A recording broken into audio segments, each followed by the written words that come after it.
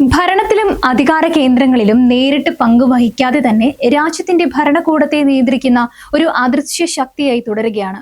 പൊതുമണ്ഡലത്തിലെ കടുത്ത വിമർശനങ്ങൾക്കപ്പുറവും യാതൊരു മറുപടിയോ പ്രതികരണമോ നടത്താതെ തങ്ങളുടെ രീതികളിൽ തന്നെ മുന്നോട്ടു പോവുകയാണ്.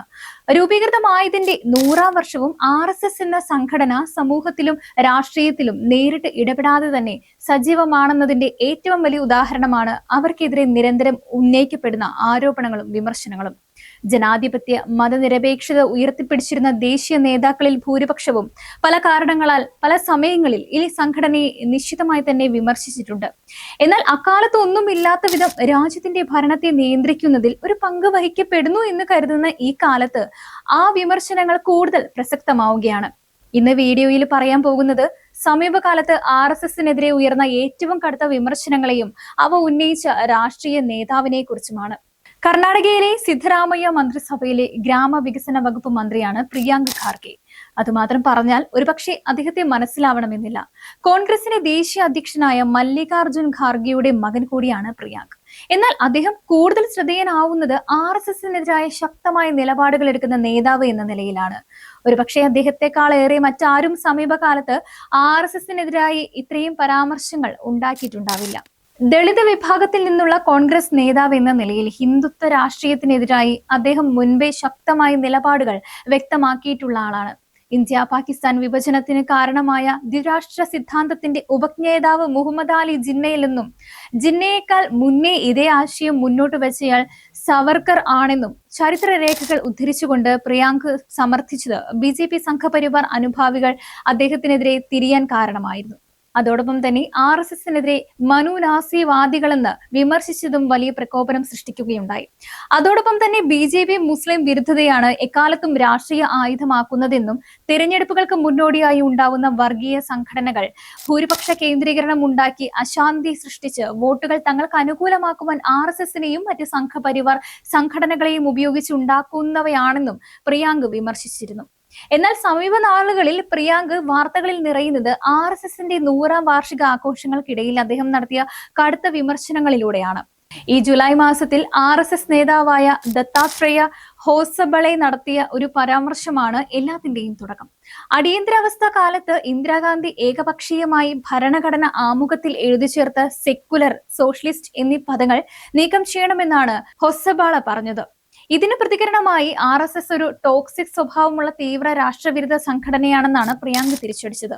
ഭരണഘടനയിലെ വാക്കുകൾ നീക്കുകയല്ല, മറിച്ച് കോൺഗ്രസ് അധികാരത്തിലെത്തിയാൽ RSSനെ രാജ്യത്തു നിന്ന് തന്നെ നിരോധിച്ച് നീക്കം ചെയ്യുമെന്ന് കൂടി പ്രിയാങ്ക് വെല്ലുവിളിച്ചു. പിന്നാലെ ഓഗസ്റ്റ് മാസം നടന്ന ഒരു പൊതുപരിപാടിയിലും പ്രിയാങ്ക് തന്റെ കടുത്ത വിമർശനം ആവർത്തിക്കുകയുണ്ടായി. RSSന് മതേതരത്വവും സോഷ്യലിസവുമായല്ല, ജൂതന്മാരെ ഉന്മൂലനം ചെയ്ത നാസികളുടെ നേതാവുമായാണ് ബന്ധമുണ്ടായിരുന്നതെന്നും അതിന്റെ ആവർത്തനത്തിനാണ് നാസി ആരാധകരായ RSS 100 വർഷമായി ശ്രമിച്ചുകൊണ്ടിരിക്കുന്നതെന്നും ഇന്ത്യയിൽ അവരുടെ സ്വപ്നങ്ങൾ ഒരു കാലത്തും നടക്കാൻ പോകുന്നില്ലെന്നും പ്രിയാങ്ക് പറഞ്ഞു. നാസിസം ജർമ്മനിയിൽ എങ്ങനെ ജനങ്ങൾ വലിച്ചെറിഞ്ഞോ അതുപോലെ തന്നെ RSSനെയും ഇന്ത്യയിലെ ജനങ്ങൾ പുറംകാലുകൊണ്ട് തിരസ്കരിക്കുന്ന ദിനം അടുത്തെത്തിയെന്നും പ്രിയാങ്ക് പറഞ്ഞിരുന്നു. പിന്നീട് ഒക്ടോബർ മാസത്തിൽ RSSന്റെ ശതാബ്ദി ആഘോഷങ്ങളുടെ ഭാഗമായി 100-ലധികം പരിപാടികൾ സർക്കാർ സ്ഥലങ്ങളിൽ നടത്തുകയുണ്ടായി.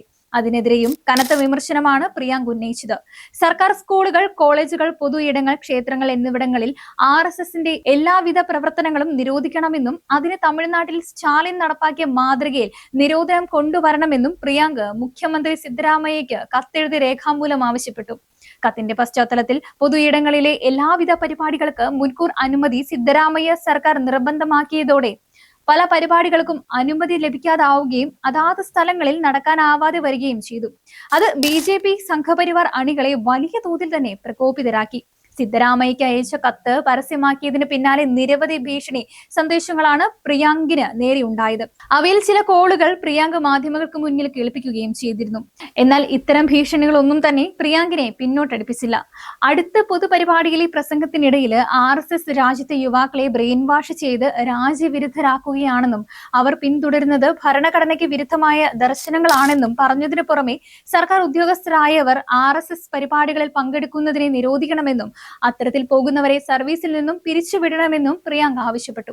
ഇതോടെ സംഘപരിവാർ അനുകൂലികൾ സാമൂഹ്യ മാധ്യമങ്ങളിൽ പ്രിയാങ്കിനെതിരെ കടുത്ത ആക്രമണം അഴിച്ചുവിട്ടു. എന്നാൽ പ്രിയാങ്ക് തന്റെ നിലപാടിൽ നിന്ന് അല്പം പോലും പുറകോട്ട് പോയില്ല. RSS എന്ന സംഘടനയുടെ പ്രവർത്തന രീതിയെ തന്നെ പ്രിയാങ്ക് നവംബർ ആദ്യവാരം നടന്ന ഒരു ചടങ്ങിൽ വെച്ച് വിമർശിക്കുകയുണ്ടായി.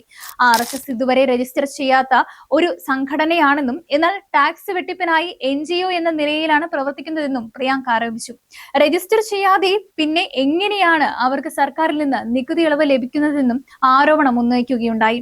ലഭിക്കുന്ന സംഭാവനകൾക്ക് യാതൊരു ഓഡിറ്റിംഗും നടത്തുന്നില്ലെന്നും ആരെയും ബോധ്യപ്പെടുത്തുന്നില്ലെന്നും പ്രിയാങ്ക് ആരോപിച്ചു. രാജ്യത്ത് നിരവധി സംഘടനകൾ NGO-കളായി രജിസ്റ്റർ ചെയ്ത് പ്രവർത്തിക്കുന്നുണ്ട്. അങ്ങനെ ചെയ്താൽ അവർക്ക് ലഭിക്കുന്ന സാമ്പത്തിക സഹായങ്ങളെക്കുറിച്ചും അവ നൽകുന്ന വ്യക്തികളെക്കുറിച്ചും പ്രസ്ഥാനങ്ങളെക്കുറിച്ചും സർക്കാരിന് അറിയാനാവും, രാജ്യത്തെ ജനങ്ങൾക്ക് അറിയാനാവും. എന്നാൽ RSS രജിസ്റ്റർ ചെയ്യാതെ പ്രവർത്തിക്കുന്നതിൽ ഇതൊന്നും അറിയാനില്ല. എന്തുകൊണ്ടാണ് RSS ഇന്ത്യൻ നിയമങ്ങളെ ഭയപ്പെടുന്നത്? എന്തുകൊണ്ടാണ് ഇങ്ങനെ രഹസ്യാത്മകമായി പ്രവർത്തിക്കുന്നത്? എന്തുകൊണ്ട് മറ്റ് സന്നദ്ധ സംഘടനകളെ പോലെ സുതാര്യമായി അവർ പ്രവർത്തിക്കുന്നില്ല? പ്രിയാങ്കിന്റെ ആരോപണങ്ങൾ ഏറെയാണ്. അതോടൊപ്പം തന്നെ തന്റെ മണ്ഡലത്തിലെ ചിറ്റാപൂർ എന്ന സ്ഥലത്ത് പരിപാടി നടത്തുന്നതിനായി അനുമതിക്ക് അപേക്ഷ നൽകിയതിനെ തുടർന്ന് 100 വർഷത്തിൽ ആദ്യമായി അവർ നിയമാനുസൃതമായി ഒരു അപേക്ഷ സമർപ്പിച്ചിരിക്കുന്നു എന്ന് പരിഹസിക്കുകയും ചെയ്തു. പ്രിയാങ്കിനേക്കാൾ വലിയ വിമർശകർ ശ്രമിച്ചിട്ടും നടക്കാത്ത കാര്യമാണ് RSS-നെ ഇല്ലാതാക്കുക എന്നതെന്ന് വിമർശകരും തിരിച്ച് പരിഹസിക്കുന്നുണ്ട്. ജവഹർലാൽ നെഹ്റുവും ഇന്ദിരാഗാന്ധിയും തുടങ്ങി ഇങ്ങേയറ്റത്ത് അരവിന്ദ് കെജ്രിവാളും മമതാ ബാനർജിയും ഉൾപ്പെടെയുള്ളവർ വരെ കിണിഞ്ഞു ശ്രമിച്ചിട്ടും RSS ഇപ്പോഴും മുൻപത്തേതിനേക്കാൾ ശക്തമായി നിലനിൽക്കുന്നുവെന്നും വിമർശിച്ചവരുടെ പ്രസ്ഥാനങ്ങളുടെ ഇന്നത്തെ അവസ്ഥ എന്താണെന്ന് പ്രിയാങ്ക് പഠിക്കണമെന്നുമാണ് BJP നേതാക്കൾ മറുപടി നൽകിയത്. കോൺഗ്രസിലെ പിന്തുടർച്ച രാഷ്ട്രീയത്തിന്റെ ഭാഗമായി മല്ലികാർജുൻ ഖാർഗെയുടെ മകനായതുകൊണ്ട് മാത്രം നേതാവായ ആളാണ് പ്രിയാങ്ക് എന്നും പുരോഗമനാത്മകമായി ഒന്നും പറയാനില്ലാത്തത് കൊണ്ട് തന്നെ ജനശ്രദ്ധയിൽ നിൽക്കാനുള്ള കേവല വാചക സർക്കത്തുമാണ് പ്രിയാങ്ക് നടത്തിക്കൊണ്ടിരിക്കുന്നതെന്നും അതിനപ്പുറം അതിനെ ഗൗരവമായി കാണുന്നില്ലെന്നും കർണാടക BJP അധ്യക്ഷനും വ്യക്തമാക്കി.